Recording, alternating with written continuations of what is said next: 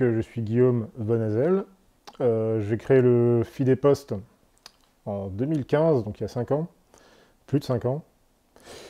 Alors qu'il s'appelait Fide Catholica, qui est surtout connu encore sous ce nom-là, mais qui s'appelle désormais le Fidepost. Donc à la base, c'était un média qui était un blog personnel en fait à la base, qui servait simplement à relayer des informations, puis c'est devenu un espèce de lieu de synthèse, enfin un espèce de lieu où je publiais des ressources catholiques tout simplement, notamment des ressources apologétiques, que ce soit des ressources pour mieux comprendre la situation de l'Église, donc je traduisais notamment beaucoup de documents magistériels qui n'étaient pas disponibles en français, des choses comme ça. Voilà, donc beaucoup de ressources apologétiques sur la situation de l'Église, mais aussi sur des questions très diverses, par exemple sur l'islam, sur le judaïsme talmudique, voilà, sur différentes choses, mais qui regardaient l'apologétique. Voilà, toujours dans une idée de synthétiser toutes ces choses-là et de les rendre accessibles, on va dire, au plus grand nombre en langue française. Bah forcément, le point qui m'intéresse le plus, c'est la situation de l'Église depuis 1958, depuis Vatican II en particulier, qu'on a beaucoup étudié évidemment du point de vue de la théologie dogmatique, puisque c'est la base, c'est par là qu'il faut passer en tout premier lieu, c'est évident, par le magistère, le droit canon, etc. Mais c'est vrai qu'au fil des années, je me suis de plus en plus intéressé à ce qu'on appelle les études bibliques, l'exégèse biblique, pour essayer de trouver des clés supplémentaires à la situation et peut-être comment on pourrait en sortir. Donc c'est un peu comme ça que j'ai déjà, on va dire, évolué sur le blog, sur le site. C'est aussi un peu dans cette idée-là que j'avais publié donc mon premier livre, Mystère de la Révolution, alors qui était beaucoup plus général, qui s'adressait en fait à un public beaucoup plus large, notamment à un public non catholique, pour voilà, refaire toute une histoire de la Révolution, par les idées, par différents phénomènes, mais qui touchait finalement aussi à Vatican II et qui cherchait à expliquer un peu aux gens, essayer de rendre ça plus simple à des publics très variés, voilà, pour leur faire comprendre un peu plus facilement un certain nombre de phénomènes justement que nous, on identifiera à des phénomènes révolutionnaires. Ça peut être le transgendérisme, ça peut être la légalisation du mariage gay, des choses comme ça, des choses très diverses, mais essayer de leur faire comprendre voilà, d'où ça vient philosophiquement, et quel est le rapport justement avec la situation, avec l'époque dans laquelle on vit, notamment par rapport à Vatican II. Et c'est de là aussi que ça faisait la liaison en fait avec le travail qu'on faisait sur Fidepost, mais aussi avec ce travail de traduction, donc avec ce commentaire de l'Apocalypse de Saint Jean du révérend Père Berry, puisque c'est une étude, c'est un commentaire exégétique sur le livre de l'Apocalypse, mais qui nous donne énormément de clés pour notre situation actuelle, pour notre présent. Alors déjà, c'est un livre qui nous parle de Vatican II, qui nous parle de notre présent et même de notre futur. Donc ça me paraissait voilà, une bonne liaison. Le révérend Père Berry était un professeur de théologie dogmatique et d'apologétique américain, donc il est mort en 1954, hein, il a principalement vécu au XXe siècle. Voilà, c'était un théologien, professeur vraiment estimé, et qui a publié un certain nombre de livres, surtout de théologie, mais aussi d'exégétique, notamment celui-là. Mais en fait, ce livre, en fait, a été un peu exhumé il y a peut-être une dizaine d'années dans les milieux américains, catholiques américains, tout simplement parce que le révérend Père Berry, en quelque sorte, j'ai envie de le dire très franchement, prédit Vatican II. Il le prophétise Vatican II, il en prophétise les effets. Alors, le mot est un peu fort, parce que c'est pas lui qui prophétise ça, il le fait pas de son propre chef, c'est simplement son exégèse, son analyse, ou plutôt même sa synthèse en fait de l'exégétique catholique sur le livre de l'Apocalypse, notamment sur certains passages, les chapitres 12 et 13, qui lui ont amené tout simplement à dire que la manifestation des temps antéchristiques, eh bien, on la reconnaîtra notamment à l'apparition d'une fausse église, d'un faux pape, avec des faux sacrements, etc. etc. Donc effectivement, c'est tout à fait stupéfiant, et puisque la chose est vraiment décrite de façon étonnante. Et je pense que c'est l'un des attraits principaux de ce livre, mais il y en a bien d'autres. C'est ce qui rebute souvent les gens, où on a un peu cette impression. Alors, le révérend Père Berry, c'est quelqu'un quand même qui n'est pas exégète de formation, mais qui est quand même un théologien de haut vol, et qui en fait, justement, évite de nous produire une exégèse ou un commentaire qui soit vraiment trop porté, on va dire, sur des choses voilà, très littéraire, très scriptural. Il va vraiment au sens direct du texte, et il synthétise en fait, on va dire ce qu'on appelle le consensus moral des théologiens sur ce livre de l'Apocalypse, qui par ailleurs est quand même le dernier livre de la Révélation. C'est un livre hautement prophétique, et donc c'est un livre qui nous parle du futur de l'Église. Alors ça, tout le monde est d'accord là-dessus. Il nous parle du futur de l'Église, et donc en fait de presque tous les temps depuis la Révélation, depuis notamment la révélation de ce livre, jusqu'à la fin du monde. Seulement, il faut essayer de comprendre justement les symboles. Il y a beaucoup de symboles dans ce livre, beaucoup d'images comme ça, qui effectivement peuvent nous paraître compliquées à comprendre. Et le révérend Père Berry nous permet justement de décrypter un peu ces symboles, ces choses qu'on voit et dont on ne comprend pas forcément tout de suite le sens.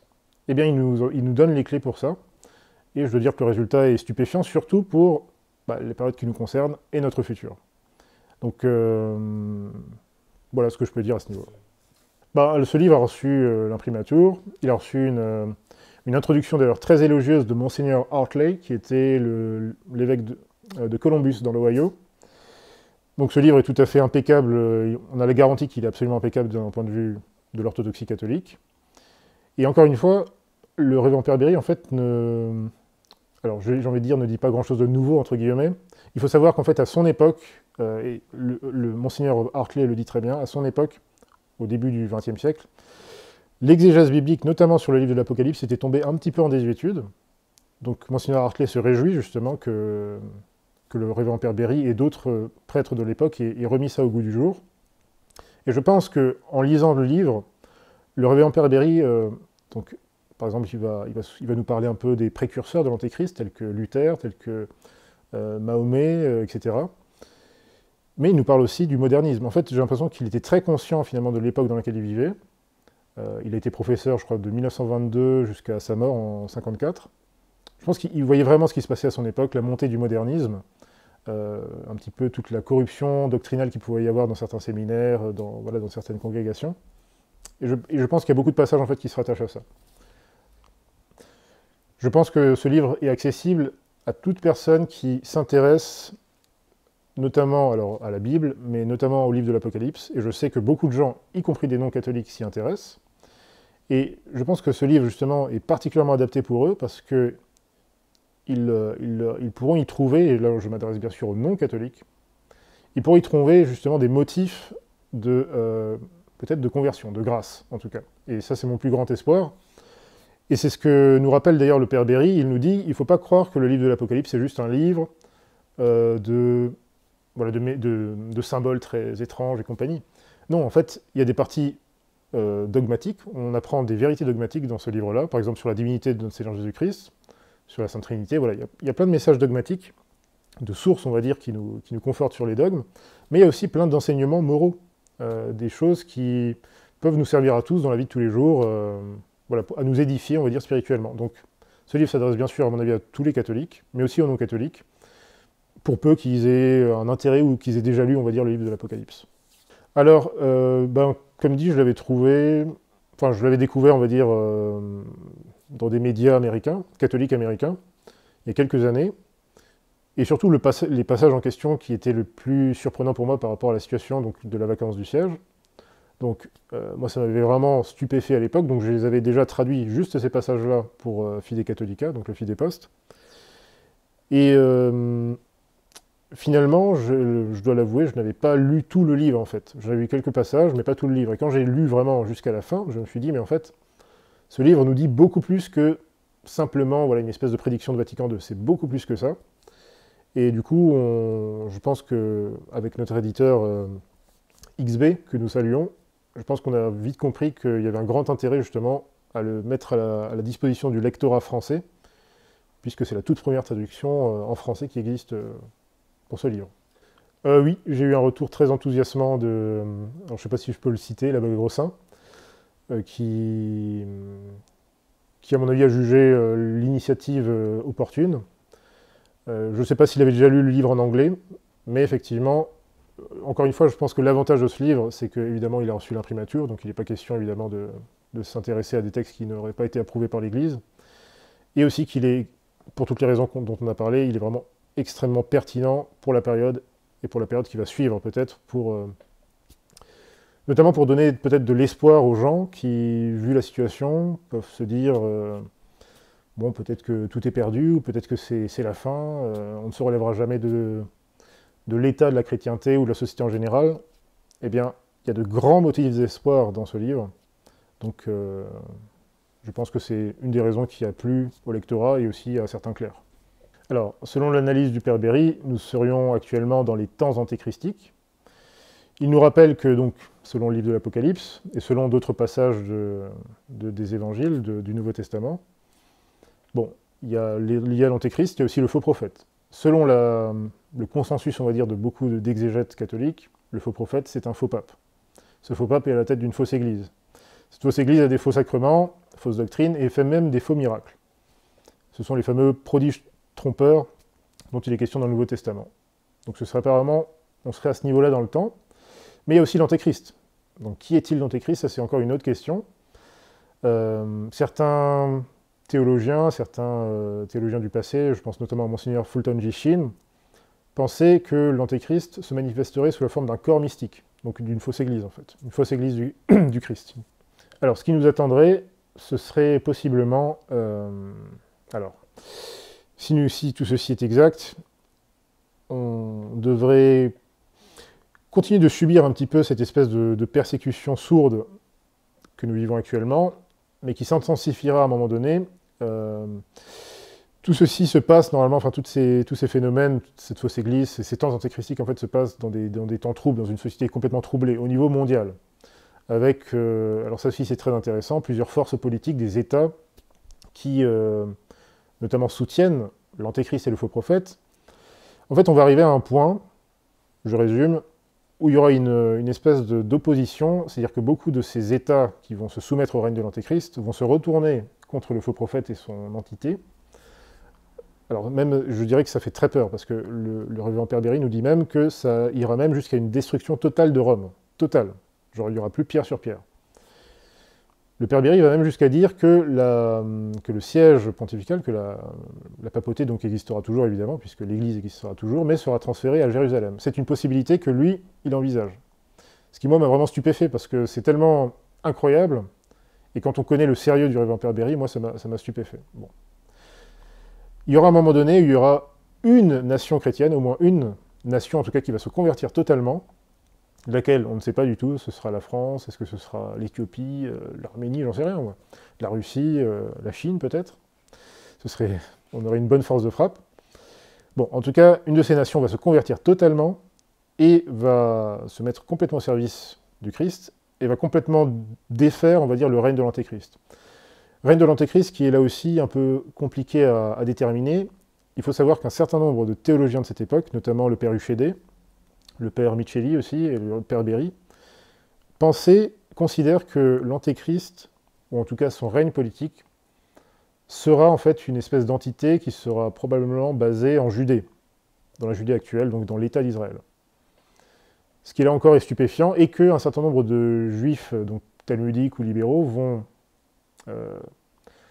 être trompés, justement, croire que l'Antéchrist est le fameux Messie qu'ils attendaient. Mais la suite de tout ça sera quand même positive, parce que ça provoquera justement, en retour, après la destruction de cet empire de l'Antéchrist, une conversion massive des Juifs, qui vont, là, cette fois-ci, contribuer massivement à réévangéliser le monde. Et pour terminer sur cette partie, le père Berry est de l'avis que nous allons, pendant une période indéterminée, expérimenter ce qu'il appelle, lui, le règne universel du Christ. Voilà, pendant un certain temps, eh bien, les catholiques, nous allons dominer le monde, mais totalement, cette fois-ci totalement, absolument. Et donc il y aura cette période-là, on ne sait pas combien de temps ça va durer. Et puis à un moment donné, la foi va de nouveau un petit peu s'affaiblir. Et là, on arrivera à la fin des temps, au jugement dernier, vraiment. Effectivement, bon, les dimensions temporelles sont un peu compliquées à saisir. Il ne donne pas vraiment de détails à ce niveau-là, mais c'est vrai que on passera sans doute par des épisodes de violence. Alors, ça peut être des violences effectivement réelles ou symboliques, tout simplement. Mais en tout cas, voilà, on passera par des moments très durs, selon le père Berry, avant cet établissement, donc, enfin, avant la venue de cette période. Et en tout cas, on passera par des périodes vraiment violentes par rapport à avant la Restauration, en quelque sorte, le retour du pape. Ça aussi, c'est une question qui est abordée justement dans ce livre. Et alors, à la fois, c'est effectivement un peu... ça fait un peu peur, évidemment, c'est ce qui peut nous attendre en termes de violence, en termes de guerre, de troubles. Mais je considère qu'au bout du bout, tu as un message d'espoir, d'espérance énorme dans ce livre, puisque justement il nous empêche d'avoir un peu cette vision trop sombre, parfois trop sombre, mais aussi de se réjouir, quel que soit ce que nous réserve l'avenir, de nous réjouir tout simplement du retour de notre Seigneur Jésus-Christ, qui sera de toute façon une libération et une victoire, un triomphe total de l'Église, quoi qu'il en soit. Donc il y a un message d'espoir gigantesque dans ce livre, dans tous les cas. Alors, on peut se le procurer tout simplement sur le site du CSRB, csrb.fr, donc le site du collectif Saint-Robert Bellarmin. Voilà, tout simplement. Vous pouvez aussi vous le procurer sur la boutique du Fil des Postes. Il y a quelques exemplaires en édition limitée. Mais voilà, sinon sur le site du CSRB, tout simplement.